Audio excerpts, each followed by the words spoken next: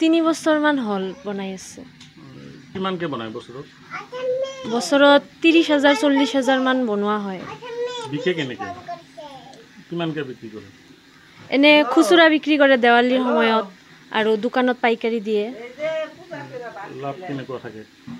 বেছি লাভ নাথাকে এইবিলাকত। চৰকাৰৰ ফালৰ পৰা কিবা পাইছেনে আপোনালোকে? নাই পোৱা, চৰকাৰৰ পৰা কোনো সুবিধাই পোৱা নাই আমি। চেষ্টা কৰিছিল নেকি আপোনালোকে? চেষ্টাও কৰা নাই। চেষ্টা কৰিব লাগে। এনে কিমান মানুহ ইয়াত জড়িত হৈ থাকে? 2-3 জন, মানে আমাৰ ইয়াত বহুত বেছি বনোৱা নহয় না। বছৰত 40,000 মান বনোৱা হয়, তাৰ বাবে বেছি মানুহ নালাগে। 2-3 জন মান, মানে এজনে মাটি সানি দিয়ে, এজনে ভাটা পুৰাৰ সময়ত তেতিয়া অলপমান মানুহ লাগে 2-1 জন মান। চাকিগুলো ক'ত যায়? বিজনীতে না বাহিৰতো যায়? নহয়, বিজনীতে যায়। বিজনীৰে কেইটামান দোকানত দিয়ে আৰু। গোটেইখিনি বিক্ৰী হয় যিখিনি বনায়?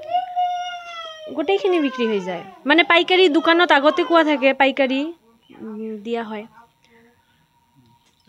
তথাপি লাভ কিমান থাকে? বেছি লাভ নাথাকে।